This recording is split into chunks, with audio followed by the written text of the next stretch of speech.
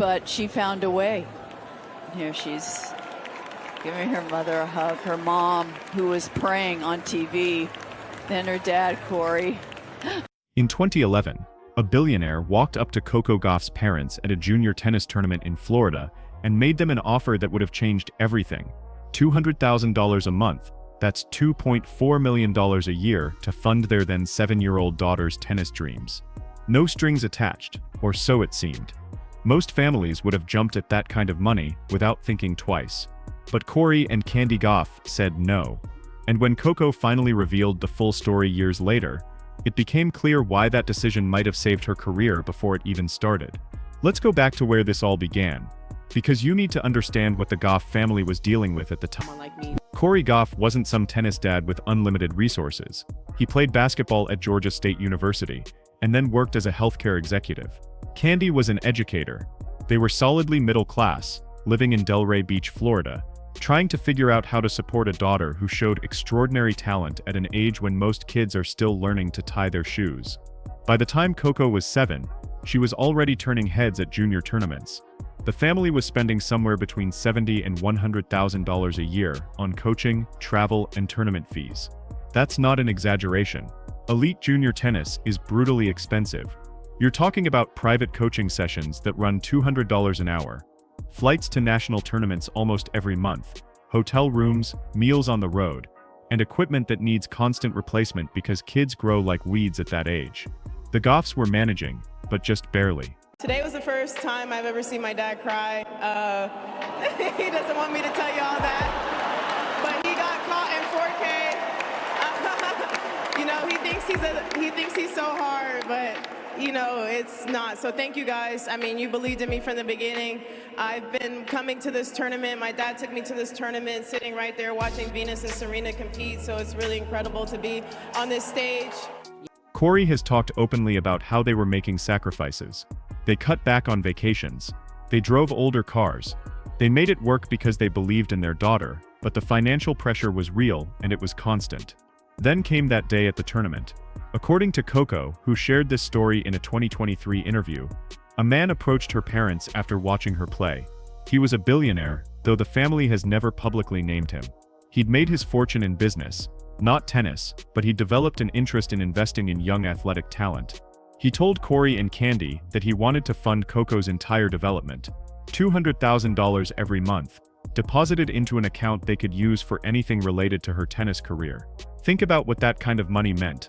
That was financial freedom. That was the ability to hire the best coaches in the world, travel to any tournament without worrying about the cost, get the kind of sports medicine and nutrition support that only the top professionals usually receive. That was the difference between hoping things would work out and guaranteeing that Coco would have every possible advantage. Dad, Candi, Corey, congrats. We saw you closing your eyes for some of this match. When your daughter steps up to that line, serve for her second major, where are your thoughts going? First, get your serve in and make sure that you stay under control, and that as long as you have another point, you have another chance. And just don't get upset if someone makes a shot. So it's like you have another point, so let's go out and play. Yeah. I'm not going to ask where your thoughts were going. I'm going to ask where you were going. You don't watch it from out there. Where were you? How'd you experience this? I kind of move around behind the scenes. I try and find a quiet corner and look at it on my iPad, and then I make notes. And sometimes I'm texting her and texting the coaches if I see something I think they can't see. But Corey and Candi didn't say yes right away. They asked questions. And according to Coco, the more they asked, the more uncomfortable they became with the arrangement. The billionaire wanted certain things in return. He didn't want ownership of Coco's future earnings, at least not directly. But he wanted influence. He wanted input on who coached her. He wanted to be involved in major career decisions. He wanted essentially to become a silent partner in their daughter's life. And when you're talking about a 7-year-old child, that's not a business arrangement. That's something else entirely. Corey told a reporter years later that he and Candi stayed up most of that night, talking it through. They kept coming back to the same question. If they took this money, who would really be in control? Would they still be making decisions based on what was best for Coco?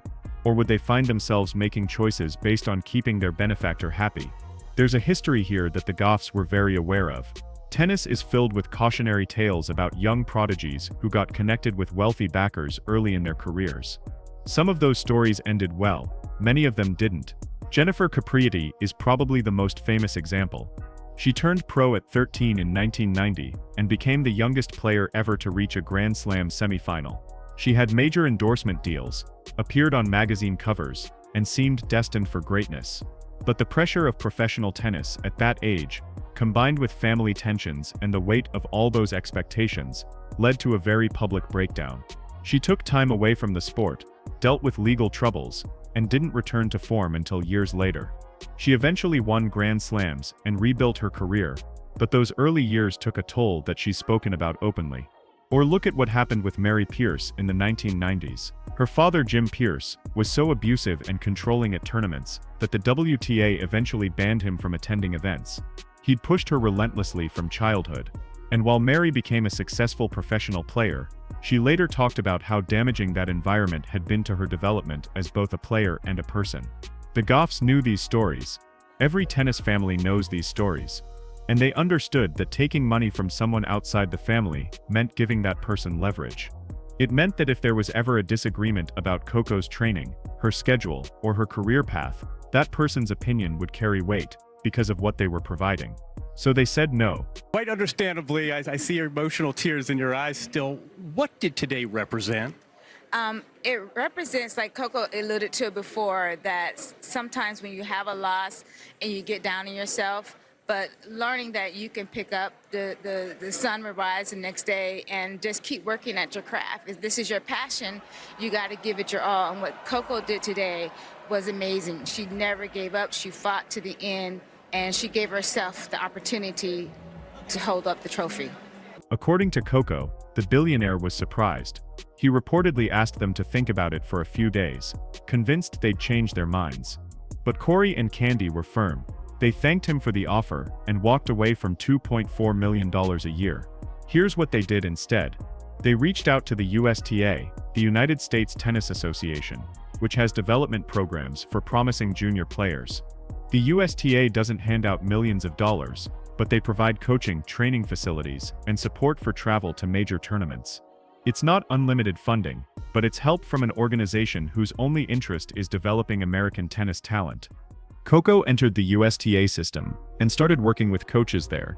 The family still had to cover a significant portion of her expenses, but the USTA support made it more manageable. More importantly, it meant that the people guiding Coco's development were tennis professionals whose careers depended on helping young players succeed, not businessmen looking for a return on investment. The decision paid off faster than anyone expected. By the time Coco was 10, she'd won the USTA Clay Court National Championship in the 12 and under division. At 13, she became the youngest finalist in US Open Juniors history. At 15, she beat Venus Williams at Wimbledon in a match that announced her arrival on the world stage. She was ranked in the top 5 in the world by age 19. When Coco talks about that billionaire now, there's no bitterness in her voice. She's actually grateful, in a way. She said that her parents turning down that offer taught her something crucial about her own career. It taught her that not every opportunity is actually an opportunity. Sometimes what looks like a gift is really a trap. And the people who love you most are the ones willing to make the harder choice. The relationship between Coco and her parents has remained strong throughout her career. Corey is still heavily involved in her training decisions, but he's been careful to step back when needed and bring in outside expertise. Her coach, Brad Gilbert, came on board in 2023 and helped her win the US Open that same year. That kind of coaching change requires trust and flexibility, and it's easier to make those decisions when you don't have other people with financial stakes trying to influence the process. There's a broader lesson here about youth sports in America right now. The professionalization of junior athletics has created a gold rush of investors, agents, and handlers who want to get involved with talented kids early. Some of them have good intentions. Some of them are looking for the next LeBron James or Serena Williams and hoping to get in on the ground floor. But when you're dealing with children, the stakes are different. A bad business deal for an adult athlete might cost them money. A bad arrangement for a child can cost them their childhood, their mental health, and their love for the sport. The Gauffs understood that intuitively.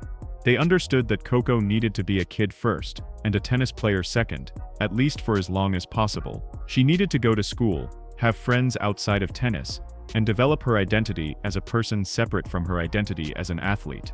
Taking money from someone who wanted influence over her career would have made that balance much harder to maintain. It's worth noting that the billionaire who made that offer reportedly went on to invest in other young athletes. Some of those relationships worked out, others didn't. The ones that failed usually involved the same issues the Gauffs worried about: conflicts over training decisions, disagreements about career timing, and the fundamental problem of having someone with financial power who isn't actually family making choices about a child's life. Coco has said in interviews that she thinks about that moment sometimes when she's facing big decisions in her career. When she's choosing whether to play a tournament or rest an injury, when she's deciding whether to change coaches or stick with what's working, when she's evaluating endorsement deals or media opportunities. She asks herself the same question her parents asked that night in 2011. Who's really in control here, and are we making this decision for the right reasons? That kind of clarity is rare in professional sports, where the money and the pressure can cloud everyone's judgment. But it's especially rare for someone who's only 20 years old and already dealing with the expectations that come from being one of the best tennis players in the world. The story also highlights something that doesn't get talked about enough in discussions of athletic success. We focus so much on talent, work ethic, and opportunity. Those things matter enormously, but sometimes the most important factor is having people around you who are willing to protect you from the wrong opportunities. People who can look at a life-changing amount of money and still say no because they're thinking about what happens 5 years down the road, or 10 years, or 20. The Gauff family made a bet on themselves that night. They bet that they could find another way, a better way, to support Coco's dreams without giving up control of her future. And 13 years later, watching Coco hold up the US Open trophy in 2023, it's pretty clear they made the right call. What do you think? If you were in that situation, could you turn down that kind of money? Drop your thoughts in the comments below, and if you enjoyed this story about the decisions that shape an athlete's career, hit that subscribe button for more deep dives into the world of tennis.